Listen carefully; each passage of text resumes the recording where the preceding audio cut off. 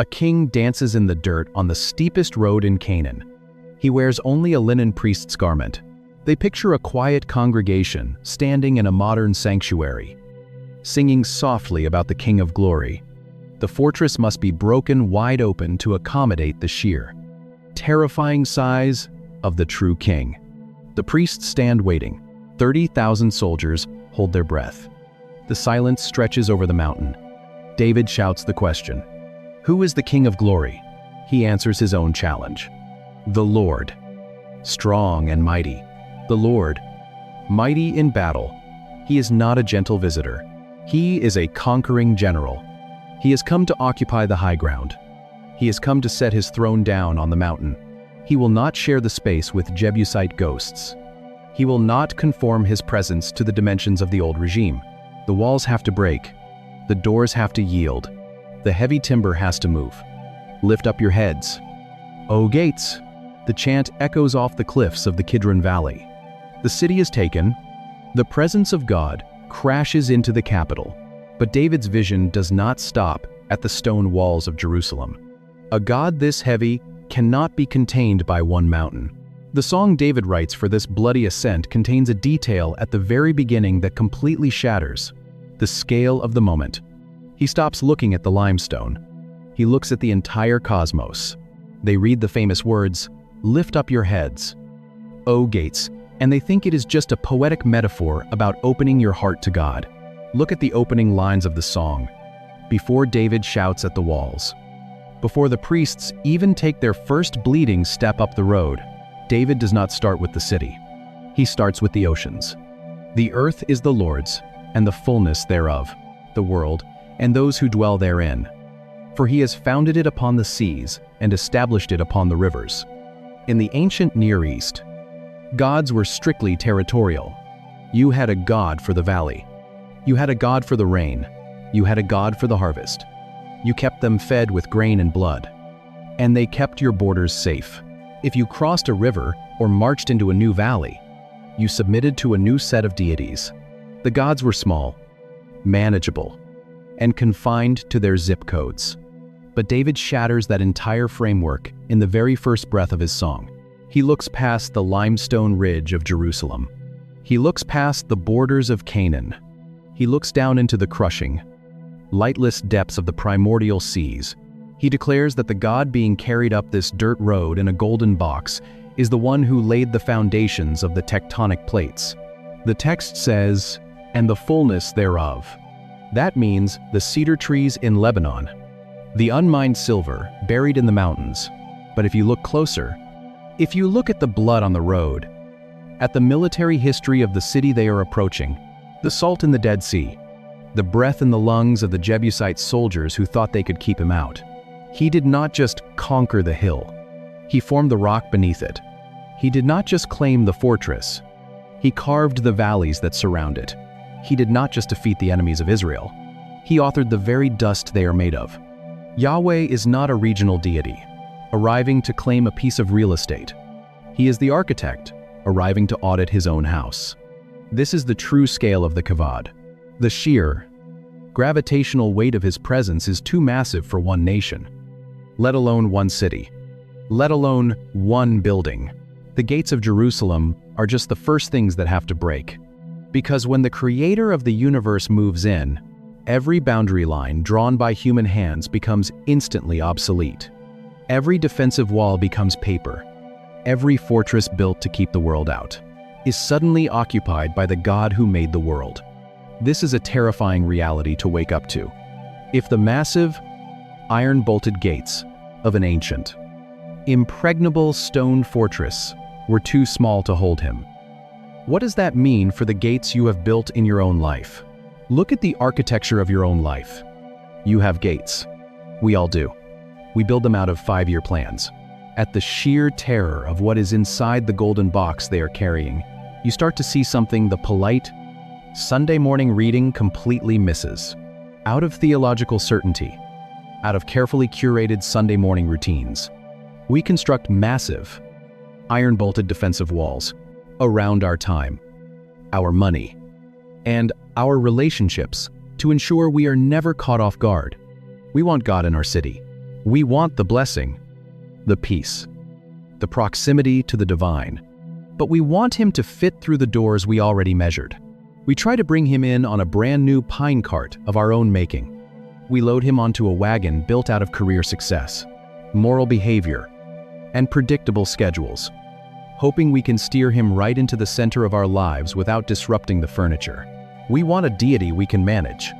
And then the cart hits the threshing floor. The wheels hit the dirt. The wood pitches. The diagnosis comes back under the sterile fluorescent lights of a hospital room. The bank account drains. The relationship splinters. The golden box tips. And suddenly, you are standing in the dust, reaching out your hand like Uzzah, desperately trying to steady the cargo, trying to manage the outcome, trying to keep God from looking messy. And the silence falls. The plan dies. When the architecture of your life begins to crack under the weight of a God who refuses to do what you expected, it feels like destruction. Psalm 24 is not a gentle invitation. It is a violent eviction notice. The real question of this psalm isn't just who the king of Pod. It feels like you are losing the city. You can feel it in the tightness of your chest. The midnight panic. The absolute exhaustion of trying to hold the walls together while everything crumbles. But this is not a punishment for your lack of faith. It is a structural necessity. The kavod of God, the astronomical, unyielding weight of who he actually is, cannot fit into the narrow, defensive mindset you constructed to survive your past. Your gates are too small for his glory. Your lintels are too low for his grace. He is not trying to break you. He is trying to break the Jebusite walls you built to keep him at a manageable distance. He does not want to be a polite house guest in your carefully controlled fortress. He wants the throne. And to take the throne, the ancient doors of your self-protection, your cynicism, and your need for control have to be ripped off their hinges. The pain of that moment, the sheer panic of losing your grip on how you thought your life would go, is just the sound of the stone lintels giving way. The King of Glory is demanding the space he actually deserves. And if you step back and trace this bloody, beautiful pattern all the way through the text, you realize David was not just shouting at a wall in Jerusalem. He was rehearsing a collision that would echo across eternity. Glory is. It is this. What do you do when God doesn't fit through your doors? David was not offering a bumper sticker. David stops dancing in the dirt. The bleeding Levites lower the wooden poles from their shoulders. The massive timber doors of Jerusalem splinter and give way, and the heavy, terrifying presence of Yahweh finally crosses the threshold into the capital. It is a collision that rewrites the geography of Israel, but it is just one echo in a very long pattern. A golden box was carried up a bloody road, and the ancient gates of a fortress were shattered. A flooded river blocked a wandering nation, and the water tore open a path for the priests. A Babylonian furnace was heated 7 times over, and a 4th man walked freely through the flames. A violent storm threatened to crush a fishing boat, and the wind surrendered to a single command. A paralyzed man was lowered through a clay roof, and his sins were dismantled on the floor. A savior hung bleeding on Roman timber, and the massive veil of the temple was torn in two. A heavy stone was rolled across a borrowed tomb, and the ancient, iron gates of death were blown completely off their hinges. Same unyielding weight. Same terrifying grace. But maybe the part that stays with me most is Uzzah lying in the dust. The terrifying reminder that our good intentions do not give us the right to manage God. We cannot put His holiness on a wooden cart. He was diagnosing a condition. He was naming an architectural problem that most people do not even realize they have. We build our lives. Our theology. We built ourselves. We cannot domesticate the creator of the tectonic plates just to make him a safe, polite addition to our Sunday mornings. He will not be wheeled in. He must be revered. If you are in a season where the walls you built to protect yourself are crumbling, do not panic. If you are in a season where your plans are falling apart, where the cart has tipped and the silence in your life is deafening, maybe you are not under attack. Maybe the King of Glory is finally arriving. The restrictive gates of your stay, self-reliance, are being torn off their hinges so that something infinitely heavier, infinitely more substantial, can take the throne of your heart. And may the God who has never once compromised his holiness to fit through a man-made door, walk into the ruins of your fortress and build a sanctuary out of the stones. And our expectations like fortresses.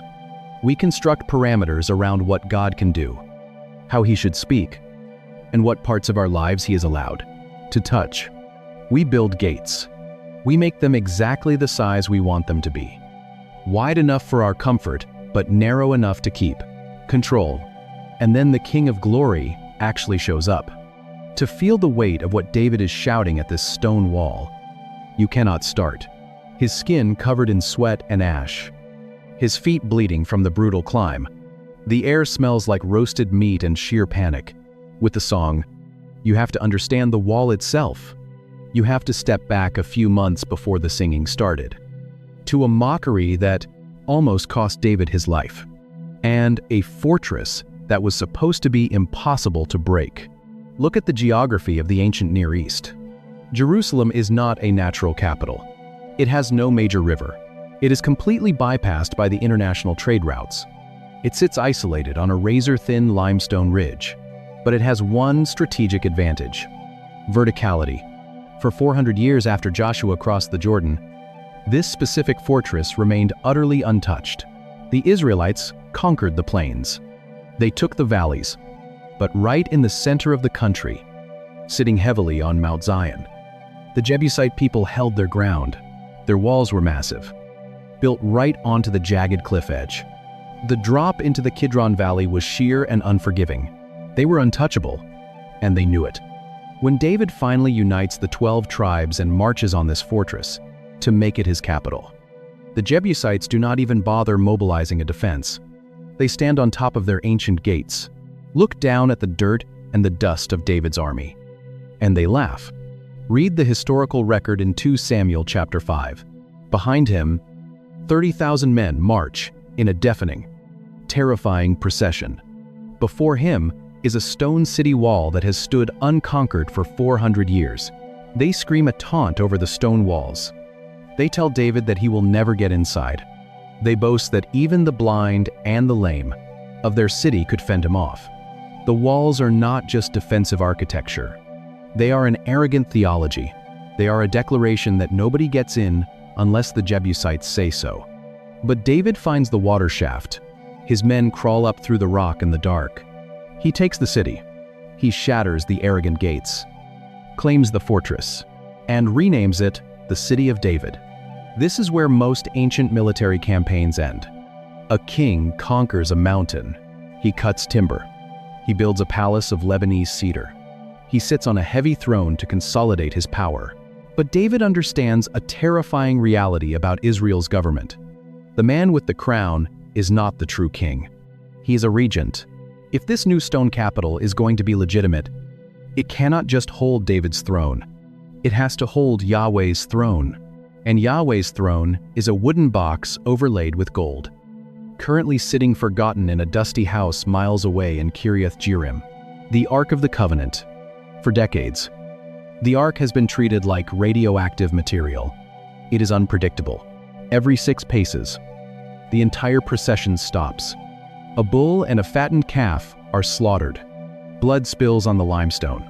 Fire is kindled. The smoke rises, stinging. The Philistines stole it, placed it in their temple, and woke up to find their idol decapitated and their bodies covered in tumors. The Israelite men of Beth Shemesh looked inside it, and 70 of them dropped dead in the wheat fields. It is not a religious symbol. It is the raw, unshielded, lethal presence of the Creator. And David decides he wants it in his new backyard. He mobilizes 30,000 men. He builds a brand new cart out of fresh pine. He loads the golden chest onto the wood. The lyres and the tambourines start crashing. The procession begins. It looks like a perfect religious celebration. But this first attempt to bring the ark to Jerusalem will not end with a song of praise. It will end with a sudden, violent silence, and a man dead in the dust. The wheels grind against the Judean dirt. 30,000 voices shout in unison. Tambourines clash. Lyres ring out over the hills.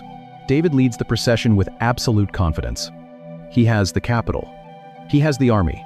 Now, he is bringing the ultimate prize into his new fortress on a brand new pine cart. They reach the threshing floor of Nacon. The road dips.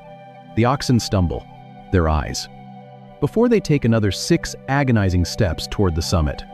This is not a parade. It is a survival mission. He is not just bringing. The cart pitches violently to the side. The golden box slides toward the dirt. A man named Uzzah reacts. It is pure human instinct. He is just trying to help. He reaches out his hand to steady the cargo. His bare fingers touch the gold. He drops dead. The tambourines stop. The singing dies in the throats of 30,000 men. There is no thunder. There is no warning. There is only a lifeless body lying in the dust next to the wheels of a wooden cart, and a silence so heavy it crushes the breath out of the crowd. David snaps. He is terrified. He is furious. He refuses to take the box one step closer to his new city. He leaves it right there, in the house of a man named Obed-Edom, and he marches back to Jerusalem empty-handed. For 3 months, the ark sits in a stranger's living room. During those 3 months, David realizes he has made a fatal miscalculation. He treated Yahweh like a Canaanite deity. He treated the ark like a piece of divine furniture that could be loaded onto a wagon and hauled by oxen into a capital city, as a political trophy. The ark is not a relic you can manage. It is a sovereign you must survive. A wooden box up a hill. He is dragging the throne of the cosmos into a fortress that was never built to hold it. God is not a mascot you can wheel into your life to bless your projects. He is a consuming fire who sets the terms of his own approach. So 3 months later, David goes back. No carts this time. No oxen pulling the weight. The Levite priests carry it on their shoulders. The wooden poles digging into their skin. They take 1 step, 2, 3, 4, 5, 6. They stop. A bull is slaughtered. The sharp metallic smell of blood pours onto the road. The fat is burned. Smoke rises into the desert sky. They take another 6 steps. They stop. They slaughter another animal. This is the bloody, terrifying ascent up the steepest road in Canaan. This is the raw context of Psalm 24. David is dancing wildly, violently in the street because he is not dead. He is surviving the approach. The sacrifices are absorbing the shockwave of holiness. But as they finally reach the summit, the procession halts. David looks up at the ancient, towering stone gates of his new capital. These are the same gates the Jebusites mocked him from. These are the defensive walls built to keep out any incoming threat. And David realizes there is a massive architectural problem. To understand what he shouts at the stone, you have to look at the exact Hebrew word he uses to describe. Every time you read the Psalms, you stumble into the shadow of this moment. You hear the echoes of it in the songs of ascent. What is sitting on the shoulders of the priests? It is a word that changes how you read the entire psalm. Look at the question David asks in Psalm 24. Verse 8. He stands in front of the massive limestone walls of Jerusalem, staring up at the defensive architecture, and he shouts, "Who is this King of glory?" The word translated glory in your English Bible is the Hebrew noun kavod. When a modern reader hears the word glory, we immediately picture something visual. We picture shining light. We imagine golden halos, sunbeams breaking through clouds, a bright, ethereal radiance that makes you want to close your eyes. But that is not what the ancient Hebrew mind pictured. The noun kavod comes from the Hebrew root word kaved. It does not mean shiny or bright. It means heavy. It means literal physical mass. When the author of 1 Samuel describes Eli, the priest falling backward off his chair and dying, the text notes that he was an old man, and he was caved heavy. When the book of Exodus describes Pharaoh stubbornly refusing to let the Israelites go, it says his heart was caved heavy, dense, immovable. Kavod is the concept of gravitas. It is a presence so dense, so overwhelmingly substantial, that it bends the reality around it. It is the astronomical weight of who God actually is. That root changes everything about this scene. You hear it when the writers talk about the holy hill of Zion. It is the defining, explosive collision of Israel's history. Glory is not a shining aura you can politely admire from a distance. It is a gravitational force that threatens to crush whatever it rests upon. If realizing how much of the ancient text has been flattened by modern English translations is shifting the way you read your Bible, you're exactly who this channel is for. Drop a thought in the comments and hit subscribe, because every week we go deeper into the text than you knew was possible. So David looks at the architecture of his new city. He is watching the priests laboring under the sheer physical weight of the golden box, the wooden poles digging deep into their bleeding shoulders. He is watching the blood from the sacrifices dry in the dust of the road, and he realizes that the fortress he just conquered is fundamentally flawed. The gates of Jerusalem were built by the Jebusites to keep invading armies out. They were defensive structures, designed to be narrow, heavily fortified, and restrictive. But you cannot fit the kavod of Yahweh through a restrictive, defensive gate. The astronomical weight of the Creator requires a completely different kind of entrance. The priests halt. The Levites dig their bare feet into the dirt. The wooden poles splinter against their collarbones. The golden box rests impossibly heavy on their shoulders. The blood of the freshly slaughtered bull coats the limestone path. You've probably heard the song that was written for this exact day. Most people assume Psalm 24 is just a polite hymn of praise. Thick smoke from the burning fat stings their eyes. David stands before the massive timber doors of the fortress. These are the ancient Jebusite gates. They are thick. They are heavily fortified. They are bolted with iron. They were built to keep the world out. David stares at the defensive architecture. He does not knock. He does not ask for the keys. He does not sing a gentle hymn of arrival. He screams at the stone, "Lift up your heads, O gates, and be lifted up, O ancient doors, that the King of Glory may come in." Most readers miss the architectural violence of this moment. David uses the Hebrew imperative seu. It means to lift up. It means to heave. It means to carry away. The gates of Jerusalem were engineered for human kings. They were built intentionally narrow to bottleneck invading armies. They were built with low stone lintels to force men to bow as they entered. But the kavod of Yahweh does not bow. The gravitational weight of the cosmos does not crouch to fit through a man-made opening. David is demanding a structural alteration. The top of the gates must be torn off. The ancient lintels must be shattered. The restrictive architecture must be ripped away entirely. This command is not a polite request for entry. It is a demolition order.